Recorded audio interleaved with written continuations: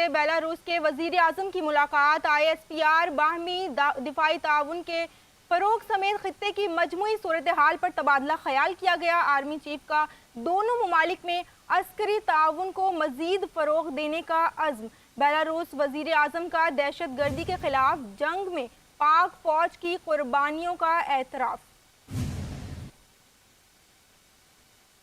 आपको बताएं, army chief general Asim Munir से बेलारूस के वजीर आजम की मुलाकात। ISPR बाहमी दिफाई ताउन के फरोग समेत खित्ते की मजमूई सूरत हाल पर तबादला ख्याल किया गया। आर्मी चीफ का दोनों ममालिक में अस्करी ताउन को मजीद फरोग देने का अज़्म। बेलारूस वजीर आजम का दहशत गर्दी के खिलाफ जंग में पाक फौज की कुर्बानियों का एतराफ़।